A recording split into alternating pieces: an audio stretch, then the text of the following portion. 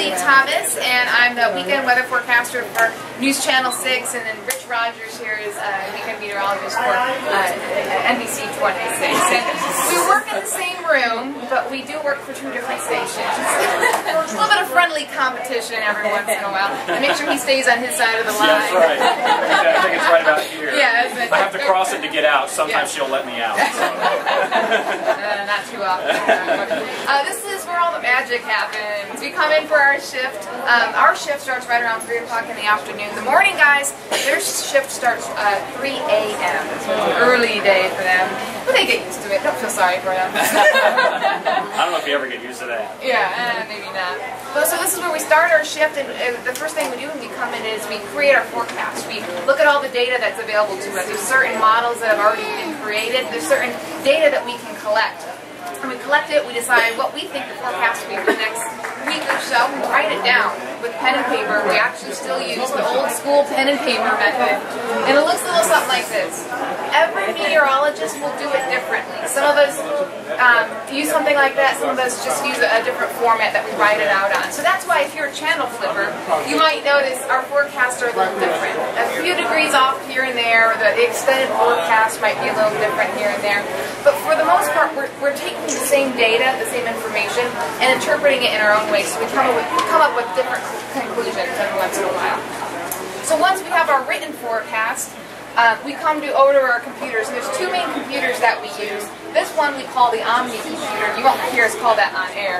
And this is our LiveViper 6 radar. You've probably heard us use that term. Yeah, LiveViper 6 radar.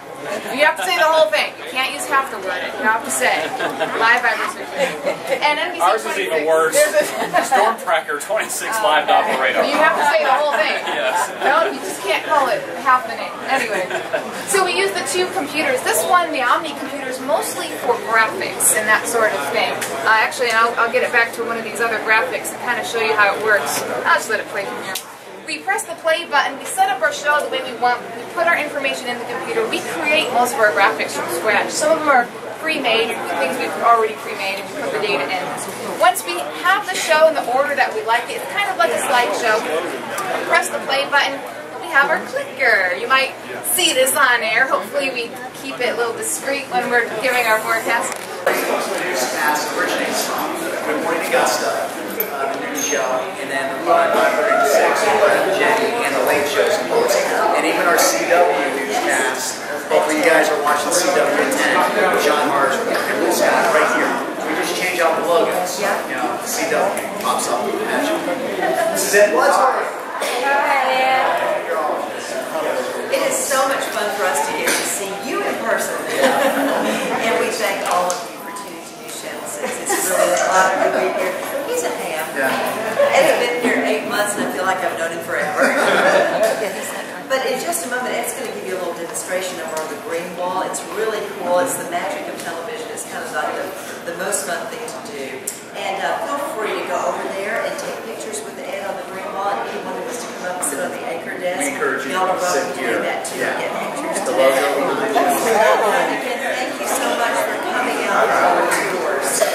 I'm a weekday reporter, Dylan Inker, and like Mark's going to show you, if you want to look up at camera 8, he can, well, it's been working all day, I promise. Anyways, everything is done robotically now. The cameras out there, we used to have people out there moving the cameras, but now it all moves through in here. The director controls everything, and the director also talks to the anchor out there, telling them which camera to look at, and when to telling the Chris when to wrap up with the weather when they're going too long, and then the teleprompter, the person who sits over here controls the teleprompter. You can turn it if you want. It goes back and forth for speed. And when we're out in the field as reporters, we don't obviously have a teleprompter, so we rely on our scripts and our memory, and the people back here telling us when to talk and when not to talk, because we can't see what's going on. So these are people who really, like Mark said, make us look good on air, and we have to trust them, and they do a great job, and they don't get enough credit, and they're the people who make it all look good.